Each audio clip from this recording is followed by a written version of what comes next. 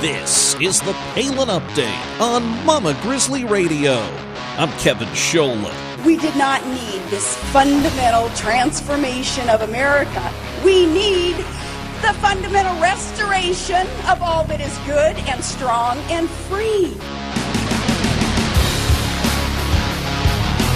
Governor Palin delivers a fiery speech at the Family Research Council Values Voters Summit. He's recently endorsed by Sarah Palin, and today he joins us to talk about his run for Congress in Minnesota. Tom Emmer is here. Palin stumps for Senator Pat Roberts in Kansas, and she calls out Obama on a disrespectful act toward our military. A brand new Commonwealth Common Sense with Susan Stimson is coming up from Virginia, and just ahead our latest edition of Steel Resolve with Sarah Steelman in Missouri. In a moment, we'll say hello to the Palin-powered congressional hopeful in Minnesota. But first, we want you to know that the complete transcript of Sarah Palin's hard-hitting speech she delivered this past week in D.C. is available at mamagrizzlyradio.com, and the video of her remarks can be accessed on the Mama Grizzly Radio Facebook page or through Mama Grizz Radio on Twitter. Palin told those in attendance at the Family Research Council Values Voters Summit to stand up and stiffen your spine. The best is yet to come.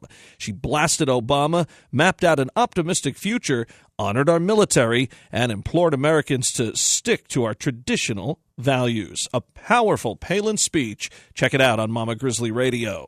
Right now, we welcome in Tom Emmer to the Palin Update on Mama Grizzly Radio. How are you, sir? Doing very well. Thank you so much for being here. You are running for Congress in Minnesota's 6th District. What made you decide to jump into this race? Kevin, it was interesting. I ran. I was the Republican nominee for governor about four years ago in Minnesota, and came within less than 0.5%, or about 8,000 votes, of winning. And over the 4 years since, I had done some radio and some other things. Was looking at a new contract for the radio show for a couple more years when Michelle Bachmann announced she wasn't going to be seeking re-election. I had thought about running again, and frankly, I had decided that I wasn't going to do it. Republicans have a funny way of creating circular firing squads and shooting inward. So rather than put my family through it, I thought I'd be doing the radio. Then Michelle made that announcement, and the 6th Congressional District is where I live in Minnesota. It's the most Republican district in Minnesota. Frankly, it just fit extremely well when we started to think about what the future might hold for Congress in the United States of America. It's a good fit. Congresswoman Bachmann's a friend of the show. She's been here, and we know the fits that she's given to the left by not backing down on a lot of core issues and principles. They must not be happy to see you jump against someone else who sticks to his guns. Well, probably, but I think more importantly, it's people who think that the status quo is working. I think those are the ones that should be most concerned. Think of all the change that's going to happen in the next decade, Kevin. It's I tell people, or I ask people to sit back and think for a second. Pelosi, Reid, Boehner, McConnell, McCain, Lindsey Graham, they will all be leaving Congress either by their own choice or by their voters' choices within the next 5 to 10 years. Imagine the change that can take place in Congress, and we need more people, frankly, with a citizen-centered focus, a Constitution-centered focus, as opposed to a government-centered focus. And I think anybody who has a government-centered focus, yes, they should be very concerned. A lumber business that's been in your family for quite some time. We see what has happened across this country, especially under the current administration, how they've really hurt a lot of our businesses and those family-run companies that really are the backbone to our economy and to our communities, in a sense. What have you learned there, and how will that help you when elected? That is my family's business, and that is where I come from. I myself have run my own business. It's separate from the lumber business. I've also done the radio and served in Minnesota's legislature. But I think what it has taught me is this: the government getting involved in the marketplace in terms of trying to regulate and create, whether through subsidies or through incentives, government trying to actually create a marketplace instead of allowing people to be the marketplace is a huge mistake. You end up seeing places where you can't have the entrepreneurial growth that is so necessary to the future of this country. You know, people are very pleased when we have big business, providing great jobs, but they don't realize that it's the small businesses, those businesses that just the average American starts in his or her garage, that become the next generation's big businesses and provide all that new private economic growth.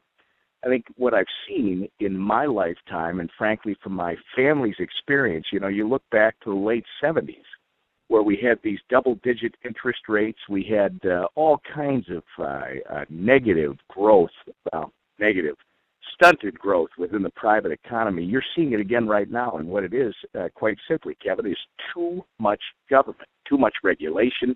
The taxes are too high. Frankly, it's acting as a wet blanket on the entrepreneurial spirit of America, and if you can get that wet blanket off by reducing the regulations, by reducing the tax burdens, and allowing these creative Americans to keep more of their hard-earned money so they can create new opportunities for themselves and others, this country can start rolling again pretty quick. What do you make of this endorsement of your campaign from Governor Palin? I mean, not only must it be a boost for you, but it's got to be a good thing to have someone in your corner who really stands for our core principles in this country. I mean, I know her endorsement is really looked at as that top one out there, as we've heard from so many big names like Jim DeMint and Ted Cruz over the years, but it's got to be a big boost for you. What does it mean to have her in your corner? You know what? It's more than just an honor. I don't. The governor and I have met in the past. Obviously, we have another common connection, Kevin.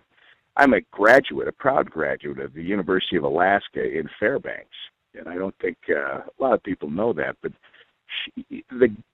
having Sarah Palin's endorsement is just it's an exclamation point on the end of a sentence that really is about who are we electing to these offices at the federal level and at the state level in America. Again, are we electing people that understand that they're going there to serve the people that put them there, or as we've seen from other candidates, folks that are going there to serve themselves? I think that endorsement from Governor Palin is one that says to others, this is a candidate that's going to go and serve you and not their own interest. Now, in the Palin endorsement of your candidacy, she highlighted the fact that you are pro-life and that you are a supporter of our gun rights, and this seems to be a common theme with candidates she's endorsing, of course. These two issues are huge, and we're being told that you will not back down in Congress, and we've seen so many people who really have. And why are these two issues, the issue of life and the issue of our Second Amendment, things that you really can't back down on and have to stand your ground? Wow. Remember, it's about life, liberty, and the pursuit of happiness, right? What's our government? What was government created for in the first place? I don't think a lot of people. I don't think enough people realize that our founders understood that you and I, each individual receives his or her rights from their creator, not from their government. And that by virtue of a constitution, we turn over some of those rights to the government in order to live in a civilized society. And why? Because government is supposed to provide for our safety. If government can't protect life, I mean, if it's not about life, then government doesn't have a purpose. So I truly believe that's the number one thing that government is supposed to do, is protect the citizens, their lives and their property. And then when it comes to gun rights, it's beyond my comprehension. We have a Second Amendment. People who own and possess firearms, they do not need their government to tell them where, when, and how. I think it's very dangerous when government starts to infringe on those Second Amendment rights on many different levels.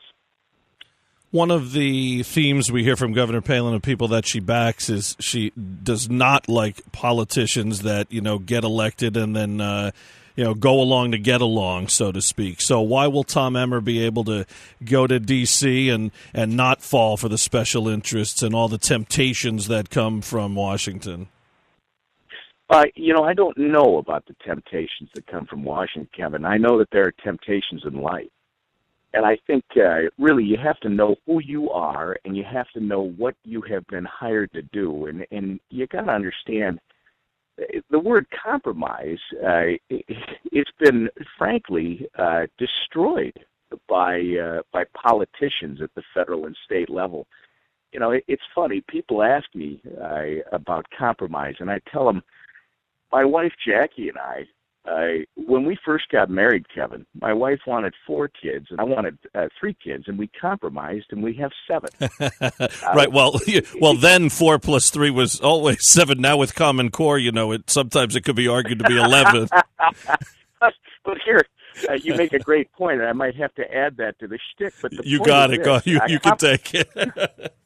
Compromise might work in marriage, but it doesn't work in government. I mean, when government politicians start compromising on their values, we get a whole bunch of things that government was not intended to be involved in, and it costs a whole bunch of money that we just simply can't afford. Yep. So I think when you go to Washington or you go to serve in your state legislature or even at your city council, which Governor Palin knows firsthand, it really is about understanding what your job is, understanding that you start from the Constitution, which is what is government supposed to be doing. Set your priorities, make sure government serves those priorities, and all the rest, you got to allow people to do what they do best, which is create their own opportunities and create an environment where anybody who wants to work hard and play by the rules can reach his or her full potential. I'm not going to lose sight of those values, whether I'm in Washington or, frankly, here in Minnesota doing what I do for my family.